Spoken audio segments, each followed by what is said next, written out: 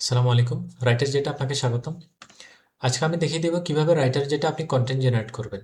Content generate করার জন্য আপনি যদি রিভিউ কন্টেন্ট জেনারেট করতে চান তাহলে রিভিউ জেনারেটর অপশনে যাবেন।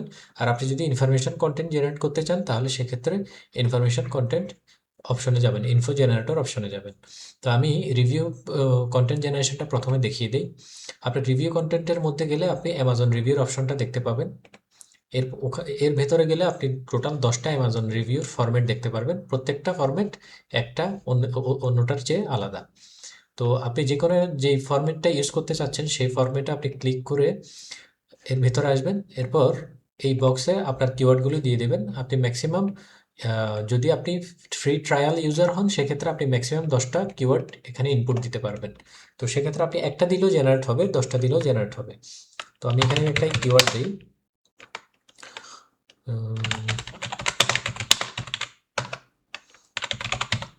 Best laptop for office. এরপর আপনার অ্যামাজন এপিআই এর অপশনটা দেখতে পারবেন। এখানে আপনি সেটিং থেকে যতগুলো অ্যামাজনের এপিআই কি অ্যাড করবেন সবগুলো এখানে লিস্ট আকারে দেখাবে। এবং আপনি চাইলে যে আপনার ইচ্ছামতো যেই এপিআইটা আপনি ইউজ করতে চান সেই এপিআইটা এখানে সিলেক্ট করে দিতে পারেন। তো যেহেতু আমি শুধু একটাই অ্যাড করছি সেটিং থেকে, আমার এখানে একটাই শো হচ্ছে। এরপর হচ্ছে প্রোডাক্ট ইন দ্য পোস্ট।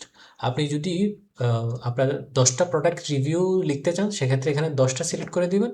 এর চেয়ে কম লিখতে চাইলে আপনি এখানে কম সিলেক্ট করে দিবেন। তবে আমার রিকমেন্ড থাকবে আপনি 10টাই রেখে দেন।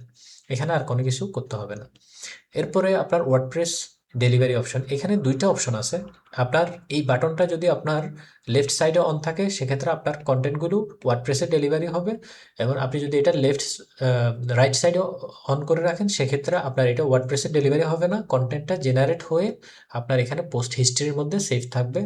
এবং আপনি এখান থেকে এডিটরের মাধ্যমে কপি করে আপনি আপনার যে কোনো ওয়েবসাইটে পেস্ট করে দিতে পারবেন। তো যেহেতু আমি ওয়ার্ডপ্রেসে ডেলিভারি করব সেক্ষেত্রে আমি ওয়ার্ডপ্রেসের অপশনটা অন করে দিয়েছি। এখান থেকে আপনি ওয়ার্ডপ্রেসের যেই ওয়েবসাইটগুলো সেটিং থেকে অ্যাড করেছিলেন আগে, আপনি ওই সবগুলো ওয়েবসাইট এখানে লিস্ট আকারে দেখতে পাবেন, যতগুলো ওয়েবসাইট আপনি সেটিং থেকে অ্যাড করেছেন। তো এখান থেকে ওই যেই ওয়েবসাইটে আপনি পোস্টটা পাবলিশ করবেন সেই ওয়েবসাইটটা জাস্ট সিলেক্ট করে দিবেন। সিলেক্ট করে দিলে আপনার ওয়েবসাইটটা কানেক্ট হয়ে যাবে। ওয়েবসাইটটা কানেক্ট হলে আপনি এই যে ডেটাগুলো দেখতে পাবেন, যেই ইন্টারফেসটা, এটা হচ্ছে আপনার ওয়ার্ডপ্রেসে মানে কিভাবে আপনি পোস্টগুলো ডেলিভারি করবেন এইটার সেটিং।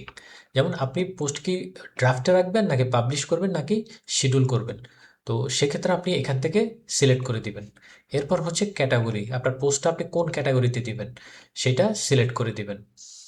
এরপর হচ্ছে আপনার অথরটা সিলেক্ট করে দিবেন যে আপনি কোন অথরের আন্ডারে কন্টেন্টটা করতে চাচ্ছেন, পোস্টটা করতে চাচ্ছেন সেটা।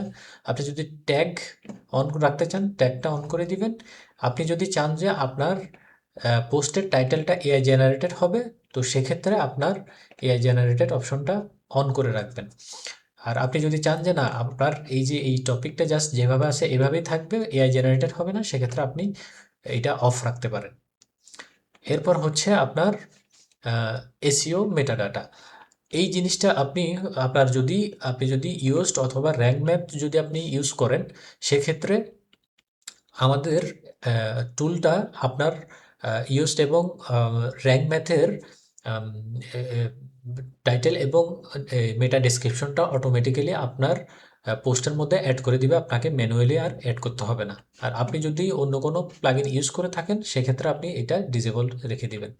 তো আমি এটা এনেবল রাখতেছি। এরপর হচ্ছে আপনার ট্র্যাকিং আইডি। এখানে সবচেয়ে গুরুত্বপূর্ণ বিষয় হচ্ছে আপনি যেহেতু আম, এখানে এপিআইটা আপনি অ্যামাজনের এপিআই অ্যাড করেছিলেন, এখানে একটা ট্র্যাকিং আইডি আছে।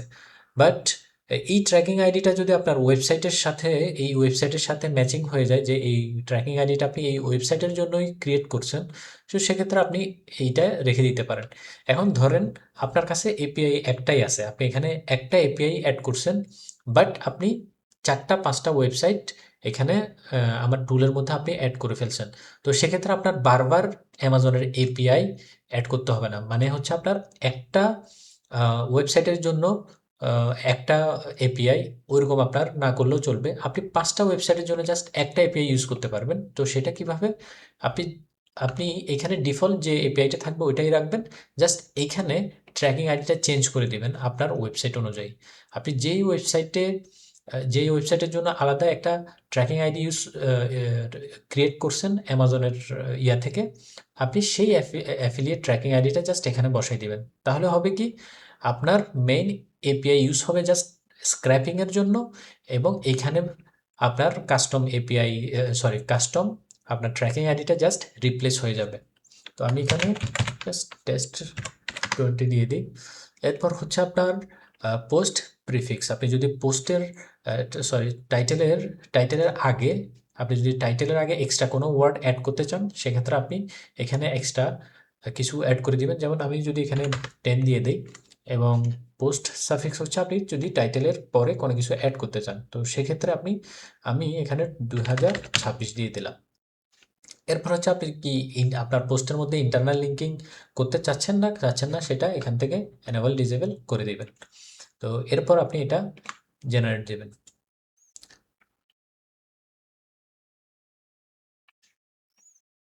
জেনারেট দিলে আপনি দেখতে পাবেন আপনার পোস্টটা প্রসেসিং হচ্ছে।